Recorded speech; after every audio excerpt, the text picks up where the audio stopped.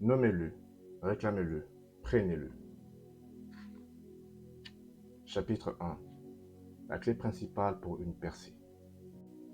Et mon juste vivra par la foi. Hébreux 10, verset 38. Que signifie nommer, réclamer et prendre? Nommer, réclamer et prendre est simplement un terme descriptif pour l'exercice de votre foi. Le chrétien doit avoir la foi et l'exercer. La foi est la cause des percées et des miracles dans nos vies. C'est la foi qui apporte des réponses à la prière. D'une manière générale, les gens qui ont la foi sont plus prospères que ceux qui n'en ont pas. J'ai remarqué qu'il existe une différence entre les chrétiens qui marchent par la foi et ceux qui ne le font pas. Les gens de foi expérimentent aussi des déceptions, des maladies et autres faiblesses. Cependant, parlant de manière très générale, je remarque qu'il y a une tendance de bénédiction, d'abondance et de longévité pour ceux qui croient pour eux. Et mon juste vivra par la foi, mais s'il se retire, mon âme ne prend pas plaisir en lui. Hébreux 10, verset 38.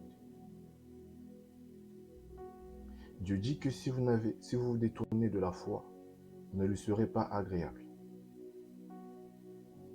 Il y a ceux qui pensent que la foi n'est pas si importante. Ils ont tendance à s'éloigner du message de la foi et des gens de foi. Ils croient qu'il faut plutôt insister sur la patience, la douceur, la sainteté, etc. Je crois que ces aspects sont importants et ils jouent tous un rôle spécial dans la vie chrétienne. Toutefois, cela ne signifie pas que nous devrions minimiser l'importance de la foi dans la vie chrétienne. Le fait que le cœur soit important pour le corps n'implique pas que les reins ne le soient pas aussi.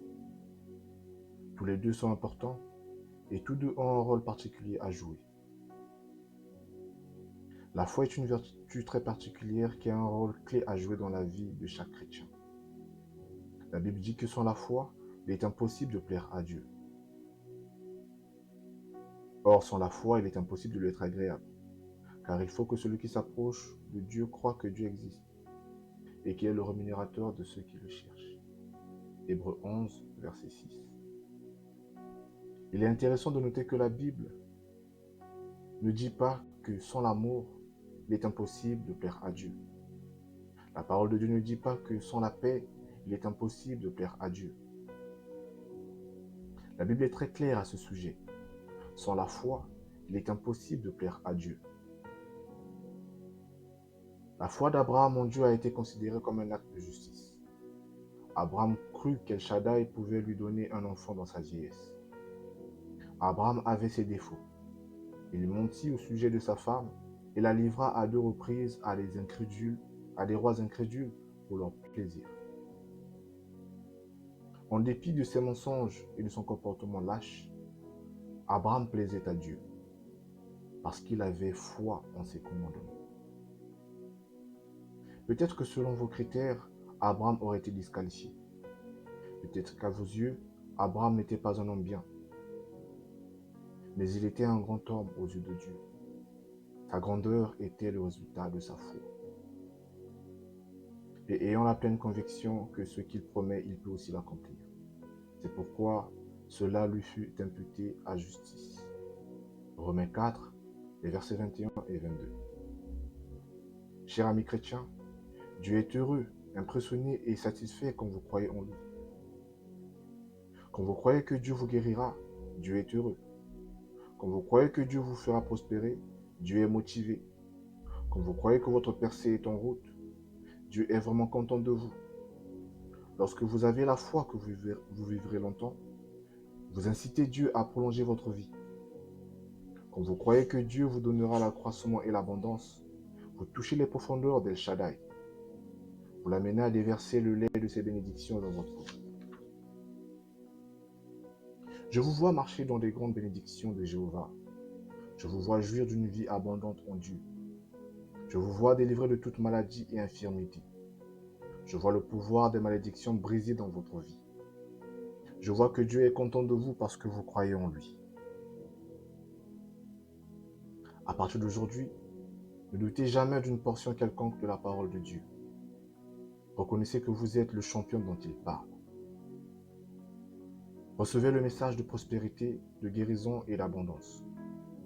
Rappelez-vous toujours que Dieu est heureux quand vous croyez en lui. Dieu n'est pas un Dieu de pauvreté. Depuis que je connais le Seigneur, je n'ai diminué en aucune façon.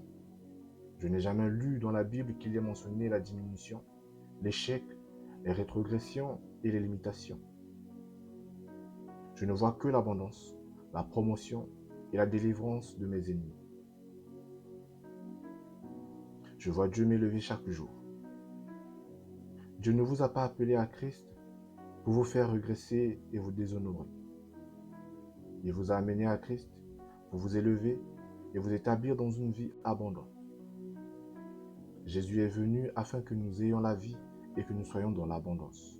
Jean 10, verset 10.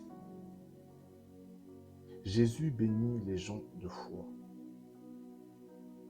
Sous le ministère de Jésus, plusieurs personnes ont expérimenté des percées personnelles. Qui étaient-elles? Et pourquoi ont-elles reçu ces miracles? Vous vous souviendrez de ce que Jésus a dit à propos de la femme qui avait la perte de sang. Cette femme a souffert pendant 12 ans sans aucune percée. Elle s'est approchée de Jésus et a reçu un miracle extraordinaire. Quel était le secret de sa percée? Jésus a donné la réponse dans Marc 5, verset 34. Ma fille, ta foi t'a sauvée.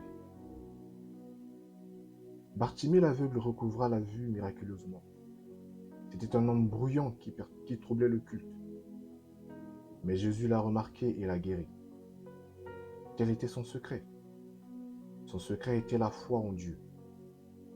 Il a reçu sa guérison en la nommant, la réclamant et la prenant. Regardez ce que Jésus dit à Bartimée. Ta foi t'a sauvé. Marc 10, verset 52. La femme pécheresse qui a renversé une bouteille d'albâtre pleine de parfum sur le pied de Jésus a aussi reçu le miracle du pardon. Pourquoi Jésus lui a-t-il pardonné? Jésus a dit à la femme, ta foi t'a sauvé, va en paix. Luc 7, verset 50. 10 lépreux ont été guéris et un seul est revenu pour dire merci. Celui qui est revenu a été complètement purifié. Pourquoi ce lépreux a-t-il reçu une bénédiction supplémentaire? Jésus lui a déclaré les mêmes mots. Lève-toi, va, ta foi t'a sauvé. Luc 17, verset 19. 2 hommes aveugles se sont rapprochés de Jésus et ont demandé la miséricorde de Dieu. Jésus les a touchés et guéris. Pourquoi de si belles choses arrivent-elles à certaines personnes? Quelles ont été ces paroles pour ces 2 hommes? Qu'il vous soit fait selon votre foi. Matthieu 9, verset 29. Jésus n'a jamais dit « ta sainteté t'a sauvé ». Il n'a jamais dit « qu'il te soit fait selon ta patience ». Pourquoi Jésus n'a-t-il pas dit « ton bon caractère t'a sauvé ». S'il vous plaît, ne me méprenez pas. Je ne dis pas que ces vertus ne sont pas importantes. Je dis que c'est la foi de ces gens qui a impressionné Jésus. Je vous montre que Jésus a souligné à maintes reprises que c'était par leur foi qu'ils avaient obtenu la percée. C'est pourquoi la Bible dit que sans la foi, il est impossible de plaire à Dieu. Avez-vous déjà reconsidéré le cas de ces hommes qui ont découvert le toit de la maison de quelqu'un pour amener leur ami paralysé à Christ? Peut-être étaient-ils des voleurs expérimentés qui avaient l'habitude de s'introduire dans des maisons des gens par infraction. Peut-être que c'étaient des hommes qui avaient l'habitude de sauter la file d'attente et de tromper les autres pour leur ravir leur juste place. Mais la Bible nous dit que Jésus vit leur foi et a immédiatement répondu à leurs besoins. Voyant leur foi, Jésus dit, « Homme, tes péchés te sont pardonnés. » Luc 5, verset 20. Jésus n'a pas vu leur mauvaise manœuvre pour sauter la file d'attente ou enlever les tuiles du toit de quelqu'un. Il vit leur foi. Jésus voit ta foi. Dieu voit ta foi. Il est temps pour vous de vous lever et de croire en ce qui est écrit dans la parole de Dieu. Il vous sera fait selon votre foi. Prions. Père éternel, en ce jour, j'ai reçu ta parole. Je te rends grâce. Seigneur, accorde-moi de me fortifier au travers de ta parole. Accorde-moi de croire à nouveau, Seigneur, moi qui ai perdu la foi. Au nom de Jésus. Amen.